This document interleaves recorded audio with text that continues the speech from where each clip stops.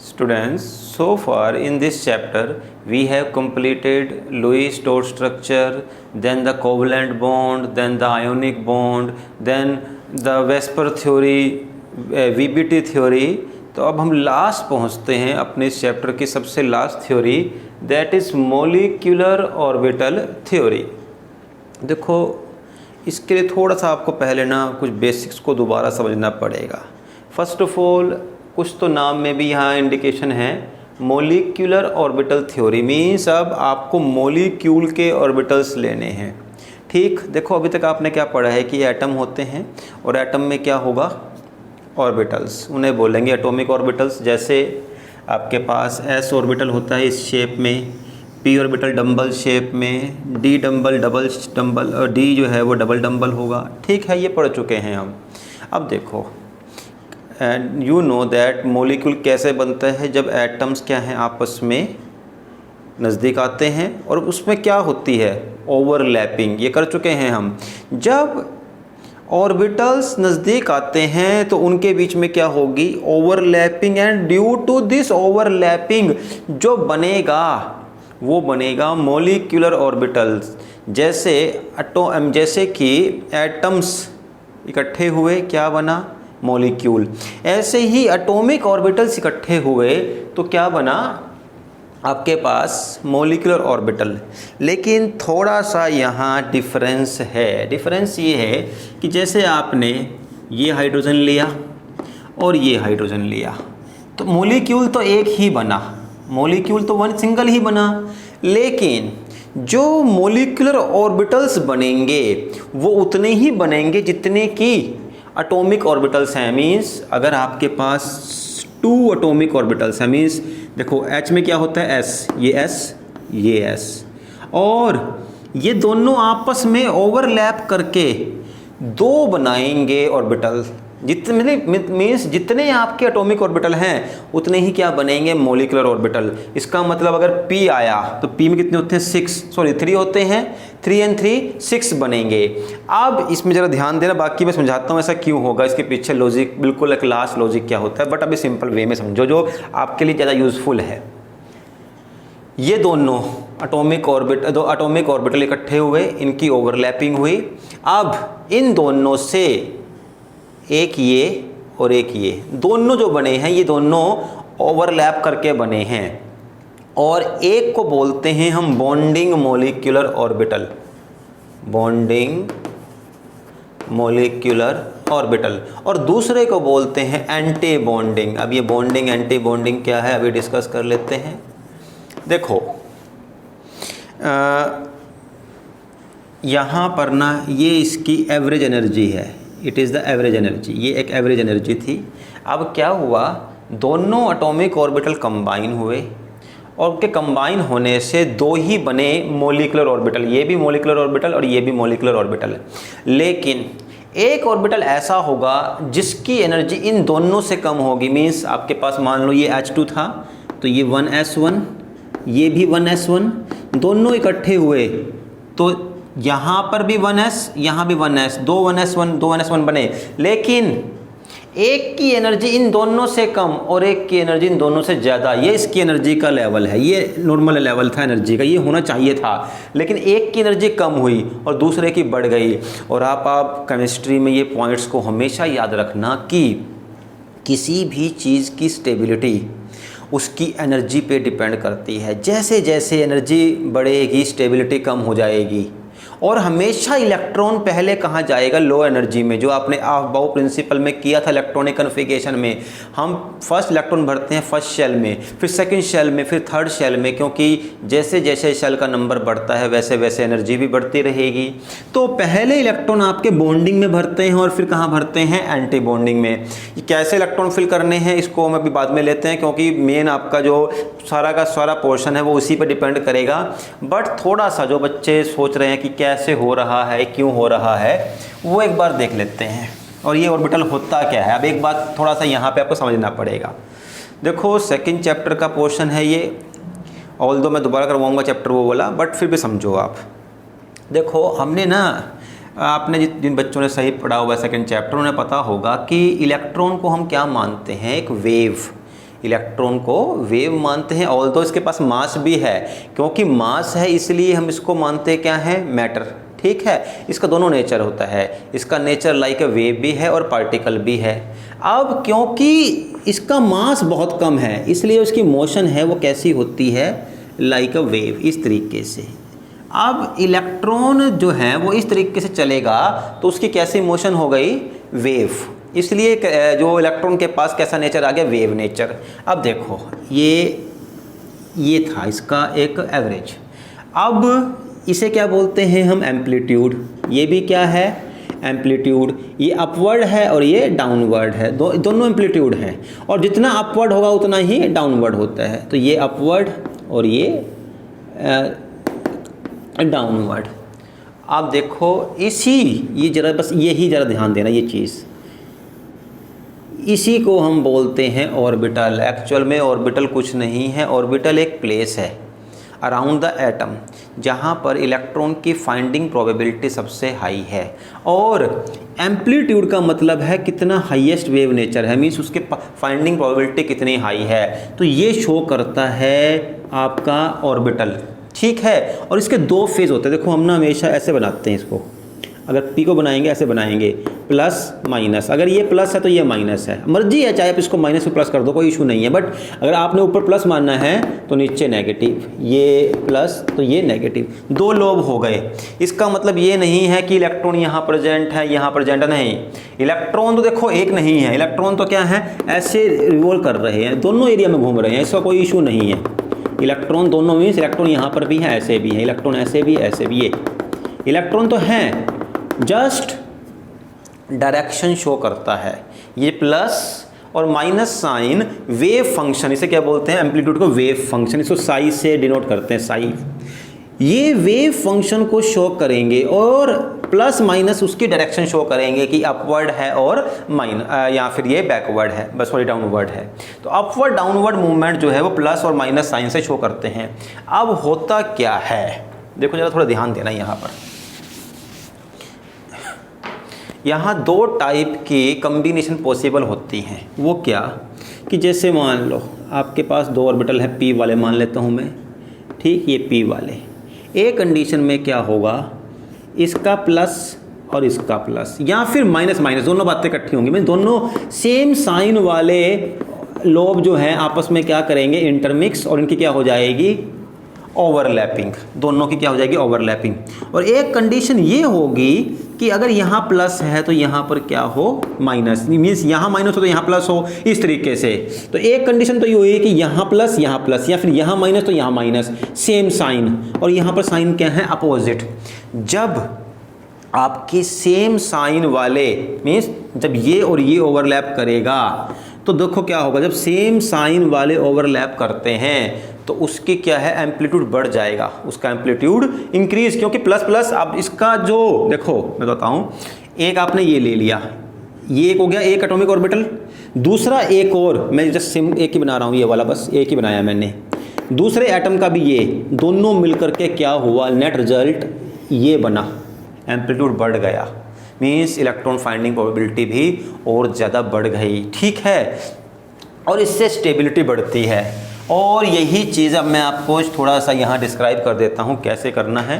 देखो ये आपके पास मान लो एक एस ऑर्बिटल प्लस एक एस ऑर्बिटल, ये दोनों आपस में ओवरलैप किया, एक तो बना ये डाउन, एक बना ये अपवर्ड। ठीक, डाउन का मतलब है इसकी एनर्जी कम है लेकिन स्टेबिलिटी हाई है। ये कब बनाई, कैसे बना है, बॉन्डिंग वाला है ना, ये बना है जब इसका प्लस और इसका प्लस दोनों आपस में क्या हुए हैं, ओवरलैप। ठीक, दूसरी कंडीशन ये भी होगी कि इसका प्लस और इसका माइनस आपस जब कर जाए, इसका माइनस, इसका प्लस, इसका माइनस कर जाए, दोनों के साइन क्या हैं, अपोजिट, तो क्या बनेगा, anti bonding, anti bonding molecular orbital. तो मतलब जरा ध्यान देना थोड़ा, देखो आपको यहाँ पे समझना पड़ेगा कि जब एटॉमिक ऑर्बिटल्स नज़दीक आएंगे, दो एटॉमिक ऑर्बिटल नज़दीक आए दोनों ही पॉसिबिलिटी एक साथ काम करेगी। यहाँ पर ये मतलब नहीं कि कर सकती है या नहीं करेगी, दोनों ही होंगी। दोनों में क्या होगा, एक तरफ तो पॉजिटिव लोब और नेगेटिव लोब। पॉजिटिव लोब और नेगेटिव मतलब क्या हो गया, मान लो इसके साथ ये अपवर्ड है तो अपवर्ड, दोनों आपस में कंबाइन होंगे और ये अपवर्ड बन जाएगा बड़े वाला, ठीक। और एक कंडीशन ये होगी कि इसका अपवर्ड और इसका डाउनवर्ड ये दोनों आपस में ओवरलैप करेंगे और ये कम हो जाएगा इससे भी। दोनों पॉसिबिलिटी होंगी, दोनों पक्की हैं, गारंटेड, इसमें कोई शक नहीं है कि किसी कंडीशन में ये होना हो, नहीं, दोनों होंगी। और जब सेम साइन वाले आपस में ओवरलैप करेंगे तो बॉन्डिंग बनेगा, एनर्जी कम होगी, स्टेबिलिटी हाई होगी। और जब डिफरेंट साइन वाले मतलब प्लस माइनस दोनों आपस में करेंगे, मींस एक जो डिस्प्लेसमेंट अपवर्ड वाली थी, एक डाउनवर्ड वाली थी, जब वो आपस में ओवरलैप करेगी तो बनेगा एंटी बॉन्डिंग। इसकी एनर्जी हाई होगी लेकिन स्टेबिलिटी कम होगी, ठीक। तो इस तरीके से आपको पता होना चाहिए थोड़ा सा। ये जस्ट एक स्टार्टिंग है मॉलिक्यूलर ऑर्बिटल थ्योरी की। अब मैं आता हूँ इस थ्योरी के ऊपर, क्या है थ्योरी और क्या इसका पर्पस और एम है। देखो, मॉलिक्यूलर ऑर्बिटल थ्योरी को क्यों डिज़ाइन किया गया। अभी तक जो हमने जितनी भी थ्योरीज कर ली थी, वीबीटी, वेस्पर थ्योरी या फिर लुईस डॉट स्ट्रक्चर, इससे हमें कहीं पर ये आइडिया नहीं हो रहा था कि दो मॉलिक्यूल के बीच में दो एटम्स जो एक मॉलिक्यूल के हैं या 3 एटम्स, जितने भी एटम्स हैं उनके बीच में कितने बॉन्ड बन रहे थे। अगर बॉन्ड बन भी गए, चलो कितने बॉन्ड बने पता लग भी गया, तो हमें ये नहीं पता लग पा रहा था कि इनमें से कौन से सब्सटेंस पैरामैग्नेटिक हैं और कौन से सब्सटेंस डायमैग्नेटिक। अब ये पैरा और डायमैग्नेटिक देखो क्या होता है, दो टाइप के सब्सटेंस होते हैं मैग्नेटिक नेचर के ऊपर। कुछ सब्सटेंसेस मैग्नेटिक फील्ड की तरफ अट्रैक्ट हो जाएंगे, मींस जिनको मैग्नेट अपनी तरफ अट्रैक्ट कर लेगा। तो जिन सब्सटेंसेस को मैग्नेट अपनी तरफ अट्रैक्ट करता है उन्हें बोलते हैं पैरामैग्नेटिक, और जिन्हें मैग्नेट अपने से दूर भगा देगा या फिर उसको अट्रैक्ट नहीं करेगा उन्हें क्या बोलते हैं, डाईमैग्नेटिक। तो एक हो गया पैरामैग्नेटिक और एक हो गया आपके पास डाईमैग्नेटिक। तो पैरामैग्नेटिक और डाईमैग्नेटिक सब्सटेंसेस क्यों बनते हैं और कौन से होते हैं, क्या उनका एक फीचर होता है, ये सब चीज़ें हमें इस मॉलिक्यूलर ऑर्बिटल थ्योरी से पता चली। तो अब मैं यहाँ पर इस थ्योरी का यूज़ करके पता लगा लेता हूँ कि क्या रीज़न है कि कुछ एटम्स तो आपस में कंबाइन हो जाते हैं बट कुछ एटम्स आपस में कंबाइन नहीं होते और उनका मॉलिक्यूल भी नहीं बनता, वो भी इसी से पता लगेगा। हमें कितने बॉन्ड बनेंगे ये पता लगेगा, सब्सटेंस मैग्नेट की तरफ अट्रैक्ट होगा या नहीं होगा ये भी इसी से पता चलेगा। तो देखते हैं इस थ्योरी को, आप ज़रा ध्यान से देखना। मैं एग्जाम्पल की हेल्प से करूँगा। सबसे पहला एग्जाम्पल मैं हाइड्रोजन का ही लूँगा, ठीक। देखो, हमें अब ये क्वेश्चन ऐसे आ सकता है, पता होना चाहिए क्वेश्चन कैसे आता है तभी आप थोड़ा तैयारी कर पाओगे। क्वेश्चन कुछ इस तरीके से आ सकता है कि prove with the help of the molecular orbital theory that hydrogen molecule is stable।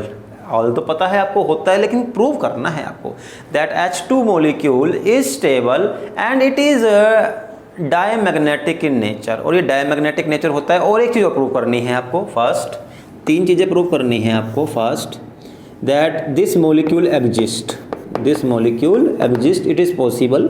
Second thing, you have to prove that it is diamagnetic, and third thing that you have to prove is it has single bond, and that all by the MOT molecular orbital theory। ये 3 questions आप बड़े आराम से solve कर सकते हो। देखो कैसे करेंगे। अब ये जो मॉलिक्यूल है, हाँ यहाँ एक ज़रा ध्यान रखना, आपके पास जो सिलेबस है +1 में उसमें आपको केवल होमो एटॉमिक मॉलिक्यूल ही लेने हैं। होमो एटॉमिक मीन्स वो मॉलिक्यूल जिनके पास एक ही टाइप का एटम है, means H2, Cl2, Br2, F2, means ऐसे मतलब अलग अलग, जैसे HCl, HBr अलग अलग एटम नहीं लेने हैं, सिंगल एटम वाले मॉलिक्यूल ही लेने हैं, वही आपके पास आएंगे। अब H2 देखो, H2 में क्या हुआ, ये बना हुआ है हाइड्रोजन प्लस हाइड्रोजन से, ठीक। अब आप किसी भी एक हाइड्रोजन की लिख लो electronic configuration, that will be 1s1। यही होती है कि फर्स्ट शेल में 1 इलेक्ट्रॉन, इसके पास एक ही शेल है, एक ही ऑर्बिटल है और उसमें एक ही इलेक्ट्रॉन है। तो इसको देखो ऐसे बनाओ आप, ये एक ऑर्बिटल है, कितने इलेक्ट्रॉन है 1। ये दूसरा ऑर्बिटल आ गया दूसरे एच का, ये 1 इलेक्ट्रॉन, मीन्स इसका ये ऑर्बिटल, इसका ये ऑर्बिटल, इसके पास भी एक इलेक्ट्रॉन, इसके पास भी, ये दोनों आपस में ओवरलैप किए। ओवरलैपिंग करने से क्या हुआ, एक तो बना बॉन्डिंग मोलिकुलर ऑर्बिटल, मीन्स जब दोनों के सेम साइन आपस में ओवरलैप किए तो बना बॉन्डिंग जिसकी एनर्जी कम है। दूसरा बनेगा एंटी बॉन्डिंग, ये बन गया एंटी बॉन्डिंग मोलिकुलर ऑर्बिटल। ठीक, अब यहाँ लिख दो आप नीचे 1s1, यहाँ पर भी 1s1। अब देखो 1 and 1 कितने इलेक्ट्रॉन हो गए 2, एंड ये दोनों इलेक्ट्रॉन जो नीचे वाला ऑर्बिटल है यहाँ पर चले जाएंगे, क्योंकि देखो जो एक ऑर्बिटल होता है उसमें मैक्सिमम 2 इलेक्ट्रॉन्स आ सकते हैं। तो ये बस इन दोनों ने आपस में ओवरलैप किया, दोनों इलेक्ट्रॉन आ गए किसमें, बॉन्डिंग। ये क्या हुआ, बॉन्डिंग। अब ये बॉन्डिंग कौन सा, देखो इतना पता होना चाहिए, ये S और S में से S कहीं पर भी हो, किस टाइप की ओवरलैपिंग होती है, हेड टू हेड, ये कर चुके हैं पहले। S की हमेशा कौन सी ओवरलैपिंग होती है, हेड टू हेड। तो यहाँ पर हेड टू हेड से कौन सा बॉन्ड बनेगा, सिग्मा। सिग्मा सिग्मा 1s, यहाँ 2 इलेक्ट्रॉन है, 1s2 बन गया, ये सिग्मा 1s2। और ये बना सिग्मा, यहाँ पर ऊपर लगाओगे आप स्टार और एस्ट्रिक मार्क, सिग्मा स्टार और एस्ट्रिक मार्क 1s2, लेकिन इलेक्ट्रॉन कोई भी, यहाँ ओनली 1s ही कर दो आप, सिग्मा स्टार 1s इलेक्ट्रॉन नहीं है, क्योंकि 1 इलेक्ट्रॉन ये रहा 1 ये रहा, दोनों नीचे आ गए। नीचे क्यों आए, क्योंकि जो डाउनवर्ड एनर्जी है वो हमेशा मोर स्टेबिलिटी के लिए रिस्पॉन्सिबल है, और इलेक्ट्रॉन हमेशा पहले कहाँ जाएगा, कम एनर्जी में। हाँ, अगर ये स्पेस ना रहता और इलेक्ट्रॉन होते तो जाता मजबूरी में वहाँ, लेकिन अब नहीं जाएगा, दोनों इलेक्ट्रॉन यहाँ पर आ गए।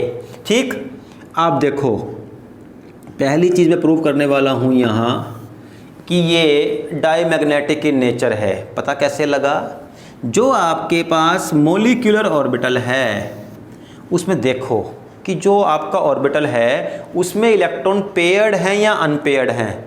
मोलिकुलर में, इसमें नहीं देखना है आपको, मोलिकुलर ऑर्बिटल्स में, यहाँ तो है ही नहीं तो बात करेंगे ही नहीं।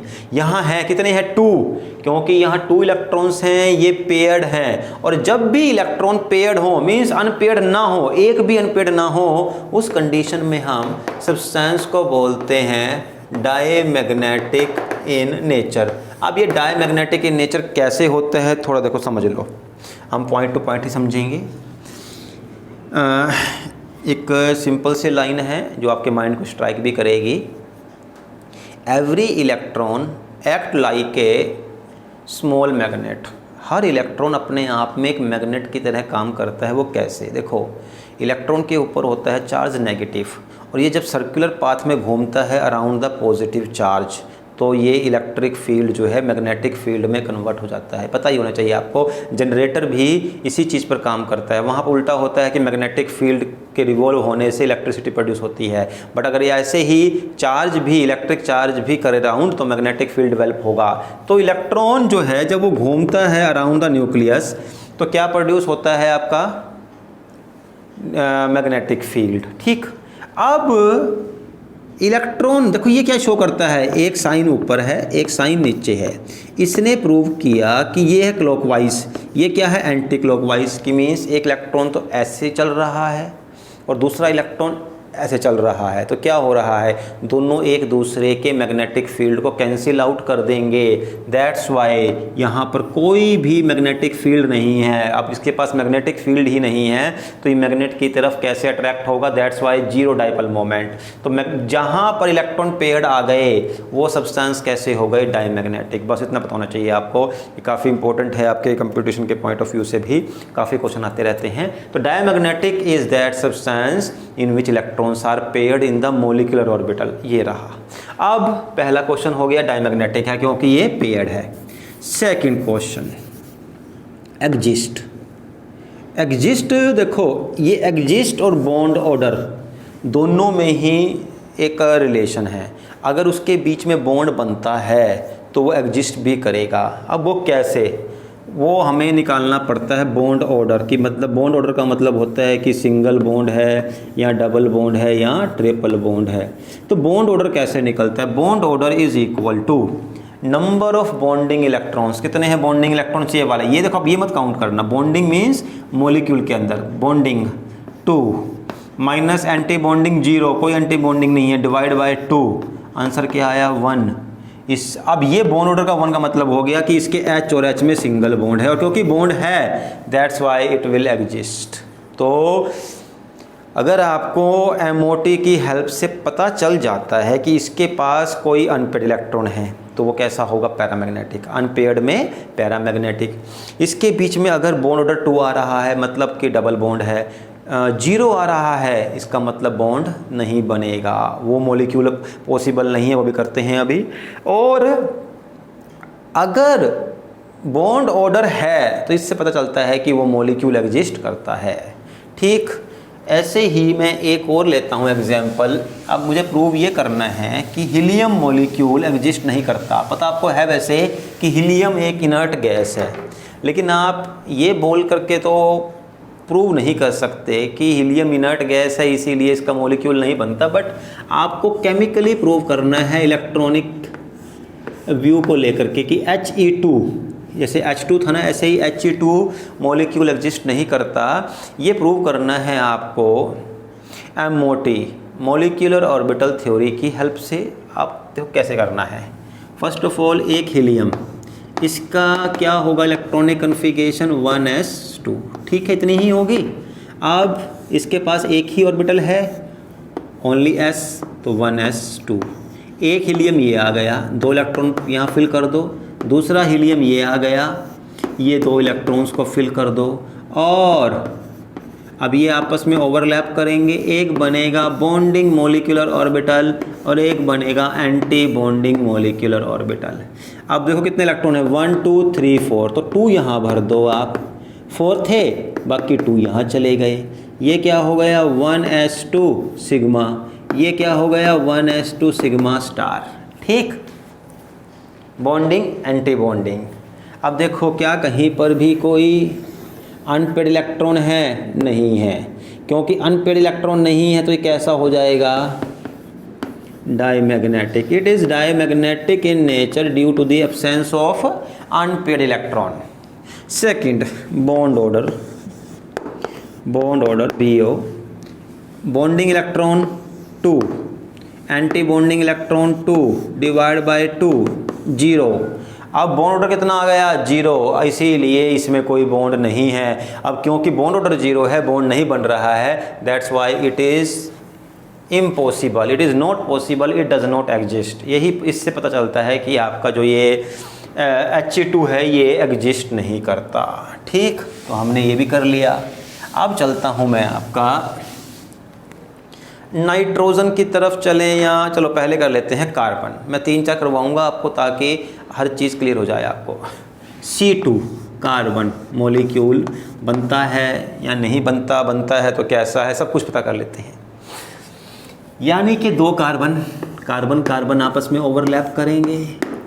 अब देखो कार्बन की हाइब्रिडाइजेशन वो क्या होती है? इलेक्ट्रॉनिक कन्फिगरेशन 6 इलेक्ट्रॉन्स हैं, 1s2 2s2 2p2। ठीक, अब देखो जरा एक ध्यान देना, आप हमेशा ना वैलेंस शेल के इलेक्ट्रॉन्स ही लो, इनर शेल की कभी ज़रूरत नहीं पड़ती।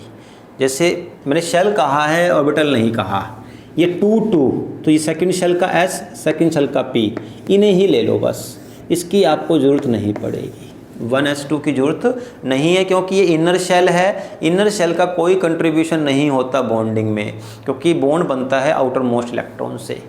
तो आपको यहाँ अब 2 ऑर्बिटल हो गए, एक 1s2 और एक 2p2। तो दूसरा कार्बन के पास भी क्या होंगे? 2s2 2p2। ये दोनों आपस में क्या करेंगे? ओवरलैप। कैसे करेंगे? देखो S की ओवरलैपिंग S से करेंगे, P की ओवरलैपिंग P से करेंगे। कैसे? देखो ये S आ गया, थोड़ा सा इसके लिए स्पेस चाहिए होगा मुझे, तो मैं अभी इसको रब कर देता हूँ क्योंकि बाद में फिर दिक्कत होगी आपको समझने के लिए। तो देखो फर्स्ट ये आपके पास इसके आउटर मोस्ट में क्या था, देखो ये रही electronic configuration 2s2 and 2p2। तो ये 2s2 आ गया एक कार्बन का, ये 2s2 आ गया सेकंड कार्बन का।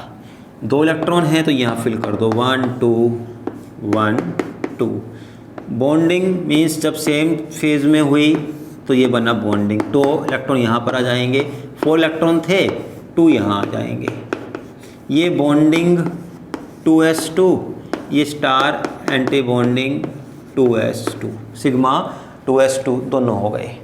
अब इसके बाद 2p2, ठीक। ये p में देखो 3 हैं, 1 2 3 ऑर्बिटल देखो p में होते हैं, पता होना चाहिए आपको, p में 3 होते हैं 1 2 3। अब देखो p को हमें 2 सेगमेंट्स में डिवाइड करना पड़ेगा, वो क्यों? देखो पता होगा आपको, p में ना एक तो बनता है सिग्मा बॉन्ड जब होती है internuclear head to head overlapping, वो एक ही होती है, और 2 कैसे बनाते हैं, साइड बाय साइड ओवरलैपिंग। तो इसका मतलब इसे हमें 2 सेट्स में डिवाइड करना पड़ेगा। देखो एक ये रहा 1 जो बनाएगा सिग्मा, और 1 2 ये जो बनाएंगे पाई बॉन्ड, ठीक। ऐसे ही यहाँ पर ये 1 और ये 2, इस तरीके से, ठीक है।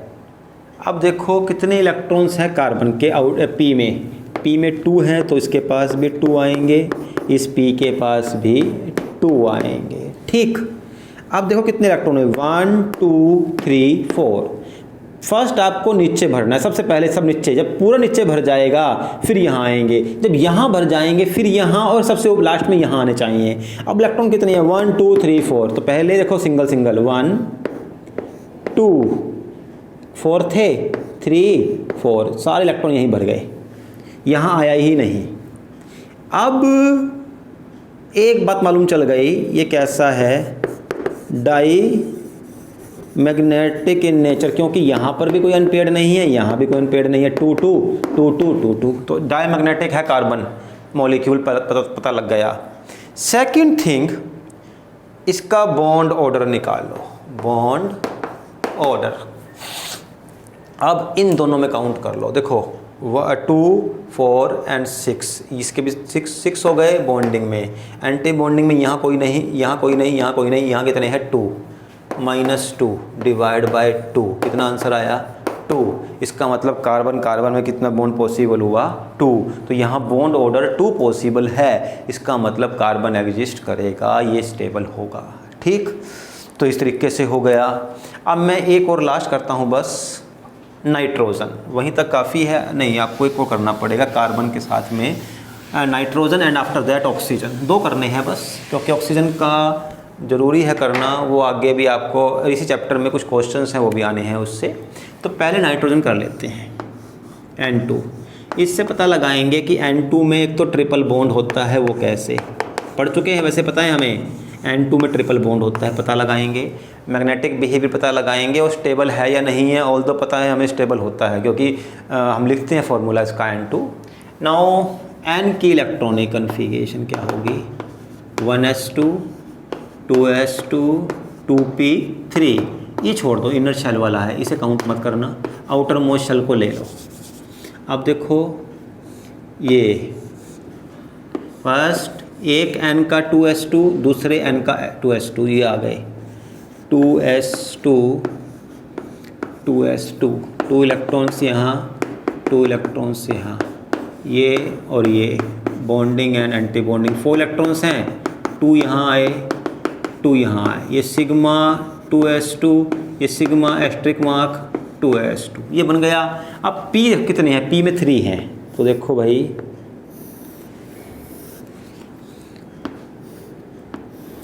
p में 3, अब 3 हैं तो पहले सिंगल सिंगल फिल करो, 1 2 3 1 2 3, ये 1 नाइट्रोजन, ये सेकेंड नाइट्रोजन, और ये आपस में ओवरलैपिंग करेंगे। तो देखो भाई इसको रखो है जैसे 1 2 1 2 1 2 2 बन गए। फिर यहाँ पर भी 1 2 ऐसे 1 2 1 2 रखो यार इसको, वरना भूल जाते हैं कि कितने बना। और ज़रूरी है इसको आप ऐसे करना पड़ेगा आपको, 1 2 1 2 रख लो याद ऐसे, ठीक। अब कितने इलेक्ट्रॉन है 1 2 3 4 5 6, पहले यहाँ आया 1 2 3 4 5 6, सारे यहीं भर गए, ऊपर गया ही नहीं। तो पहली बात पता लग गई डायमैग्नेटिक, पहला क्या पता लग गया, ये डायमैग्नेटिक है, nitrogen is diamagnetic. Bond order निकाल लेते हैं, कितने हैं बॉन्डिंग में 2 4 6 एंड 2 8। एंटी बॉन्डिंग यहाँ कोई नहीं है, बट यहाँ कितने हैं 2 डिवाइड बाय 2 6 3 आया। इससे पता चल गया कि नाइट्रोजन पॉसिबल है और इनके एटम्स के बीच में ट्रिपल बॉन्ड है। बात क्लियर हो गई। चलो और अब लास्ट करते हैं, बड़ा अच्छा है, बहुत इंपॉर्टेंट भी है कंपटीशन पॉइंट ऑफ व्यू से। ऑक्सीजन थोड़ा चेंज भी है, देखो आफ्टर नाइट्रोजन एक चेंज आएगा, बताता हूँ क्या आएगा वो इसकी डायग्राम में। फर्स्ट ये आपके पास O2 है, ठीक। अब O2 में क्या होगा, बॉन्ड O और O के बीच में, ठीक। अब देखो भाई इसमें पहले पता लगाओ ऑक्सीजन की कितनी है electronic configuration, 1s2 2s2 2p4, p में 4 है, ये छोड़ दो, inner shell no count, 2s2 एंड 2p4 ये रहा, ठीक। अब एक ऑक्सीजन एटम का 2s2 दूसरे ऑक्सीजन एटम के 2s2 से क्या करेंगे, ओवरलैपिंग हो जाएगी। 2 इलेक्ट्रॉन इसके पास हैं, 2 इलेक्ट्रॉन्स इसके पास हैं। पहले नीचे वाले बनेंगे बॉन्डिंग जो मोर स्टेबल है, फिर एंटी बॉन्डिंग जो कि लेस स्टेबल है। तो 2s2 सिग्मा 2s2 और सिग्मा एस्ट्रिक मार्क 2s2, तो 2 इलेक्ट्रॉन ये आ गए, 2 ये 4 पूरे हो गए, 2 and 2 4 2 and 2 4, ये कोई दिक्कत नहीं थी। अब देखो इसके बाद P में 4 इलेक्ट्रॉन्स हैं, ये कर लेते हैं, P में 4 इलेक्ट्रॉन्स हैं। तो 1 2 3 and 4, 1 2 3 and 4। अब ये आपस में ओवरलैपिंग करेंगे। देखो यहाँ तो 1 ही आएगा और यहाँ 2 ही आएगा, 1 and 2। अब देखो 1 का मतलब सिग्मा है, 2 का मतलब पाई, क्योंकि ट्रिपल बॉन्ड में एक सिग्मा बनता है और 2 पाई, तो ये सिग्मा बनाएगा और ये पाई। अब यहाँ ज़रा ध्यान देना, नाइट्रोजन के बाद यही सिस्टम रहेगा, चाहे वो ऑक्सीजन हो चाहे फ्लोरीन हो। अब due to the pairing of electron in the P, यहाँ पेयरिंग इलेक्ट्रॉन की होती है, इससे एनर्जी में डिफरेंस आता है। और डिफरेंस आने की वजह से अब ये 1 2 दोबारा से यहाँ पर ये 2 आएंगे और जो सिग्मा वाला है वो नीचे चला जाएगा, यानी कि 1 2 2 1। आफ्टर नाइट्रोजन जो है ये 2 आपके यहाँ फिल होंगे, ये रखना है याद आपने। इसका रीज़न है change in energy because of this pairing of electrons. अब होता देखो क्या है यहाँ पर, इसको आप ऐसे पर लिख लो। पहले यहाँ पर क्या आएगा, देखो 2p, ये क्या आएगा यहाँ पर सिग्मा, और ये 2p पाई 2p पाई, यहाँ पर भी 2 पाई एंटी बॉन्डिंग 2 पाई एंटी बॉन्डिंग, और ये 2p सिग्मा, यहाँ 2p पाई 2p पाई 2p सिग्मा एंटी बॉन्डिंग, ठीक। कितने इलेक्ट्रॉन है, 2 4 2 3 4 4 and 4 8। फर्स्ट यहाँ भरो 1 2 3 4 5 6, अब यहाँ 7 and 8। देखो ध्यान दो, पहली बार आप देख रहे हो पैरामैग्नेटिक, क्यों, क्योंकि इलेक्ट्रॉन्स कैसे हैं, अनपेयर्ड, क्योंकि ये अनपेयर्ड इलेक्ट्रॉन है। This substance is paramagnetic in nature, it is paramagnetic in nature. दूसरी चीज़ इसका निकालते हैं बॉन्ड ऑर्डर, कितने हैं बॉन्डिंग में 2 4 6 and 2 8। तो बॉन्ड ऑर्डर में 8 बॉन्डिंग में, एंटी बॉन्डिंग में 2 यहाँ है और 2 ही यहाँ है, 4 डिवाइड बाय 2 आंसर आया 2, इसीलिए ऑक्सीजन के बीच में डबल बॉन्ड होता है, ठीक है, डबल बॉन्ड होता है। तो यहाँ पे हमने ये क्वेश्चन कर लिया। अब इसके बाद एक लास्ट क्वेश्चन है जो एनसीईआरटी का बचा हुआ है और कंपटीशन में बहुत इंपॉर्टेंट है, बहुत ज़्यादा। क्वेश्चन ज़रा कर लेते हैं। आपके पास ना उसने 3 स्पीसीज दी होगी, क्या? एक दिया होगा O2 पॉजिटिव, एक दिया होगा O2 नेगेटिव, एक दिया होगा O2 नेगेटिव।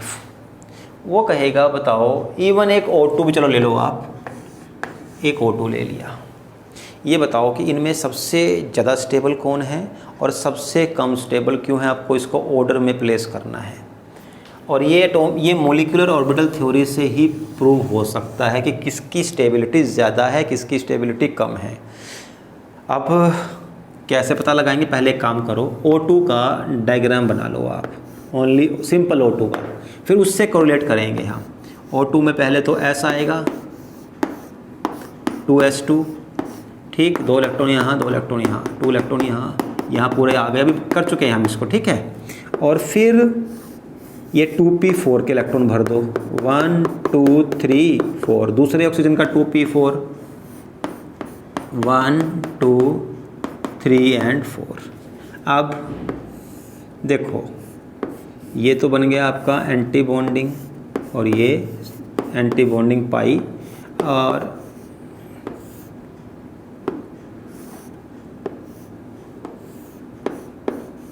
ज़रा ध्यान देना कितने इलेक्ट्रॉन हैं? 8, 1 2 3 4 5, एक थोड़ा सा अच्छा कर लेते हैं, 1 2 4 6 7 एंड 8। नाउ सी, ये O2 है, O2 का कितना आ रहा है बॉन्ड ऑर्डर? 3। जितना बॉन्ड ऑर्डर ज़्यादा होगा उतनी ही स्टेबिलिटी हाई होगी, रखना याद। अब देखता हूं मैं O2 पॉजिटिव, इसका मतलब क्या हुआ?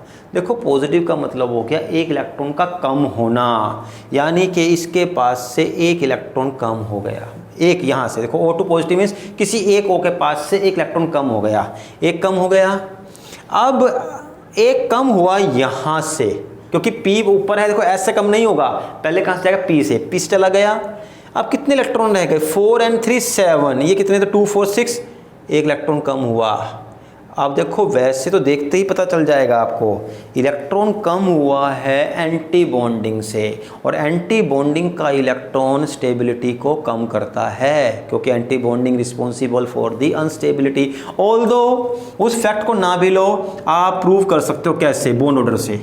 How many bonding electron? 2 4 6 and 2 8। How many anti bonding? 2 and 1 3। आप देखो कितना आया बॉन्ड ऑर्डर? 2.5, सॉरी सर था 2 था, मैंने गलत लिखा था, यहाँ था क्या था? 2। इसका कितना आया? 2.5, ठीक। अच्छा, अब 2 नेगेटिव। अब नेगेटिव का मतलब क्या होगा? ये था O2 का, ये था O2 का स्ट्रक्चर, ठीक। O2 नेगेटिव का मतलब 1 इलेक्ट्रॉन, यानी कि एक इलेक्ट्रॉन एक्स्ट्रा ऐड कर दिया। अब मान लो आपने यहाँ ऐड कर दिया, तो एक और कहाँ बढ़ा? एंटी बॉन्डिंग, क्योंकि बॉन्डिंग पहले भरे हुए हैं, एंटी बॉन्डिंग में भरोगे आप, यानी कि अब एंटी बॉन्डिंग में कितने हो गए? 5। क्यों? देखो, 2 एंटी बॉन्डिंग ये रहे एंड 3 ये हो गए 5, यानी कि आपके पास 3/2 1.5 हो गया बॉन्ड का ऑर्डर, 1.5 बॉन्ड ऑर्डर। और O2 नेगेटिव मीन्स एक और नेगेटिव इलेक्ट्रॉन मान लो यहाँ चला गया। एंटी बॉन्डिंग में कितने हो गए? एंटी बॉन्डिंग में हो गए 6, तो कितना आया? 1, यानी कि बॉन्ड ऑर्डर ओनली 1 हो गया। तो सबसे स्टेबल ये 2.5, उससे कम 2, उससे कम 1.5 और सबसे कम 1 बॉन्ड ऑर्डर वाला जो है आपका मॉलिक्यूल होगा। तो इस तरीके से हम अलग अलग स्पीसीज की स्टेबिलिटी भी पता लगा सकते हैं। और ये लास्ट चीज़ थी इस MOT में, जिसकी हेल्प से आप पता लगा सकते हो कि कंपाउंड्स मॉलिक्यूल में कितना बॉन्ड ऑर्डर है, उसका क्या मैग्नेटिक बिहेवियर है। So I think now this topic is complete and just अब इस चैप्टर में एक बहुत छोटा सा टॉपिक बचा हुआ है, वो हम कल ख़त्म कर देंगे। After that will start with the first chapter. Okay, thank you.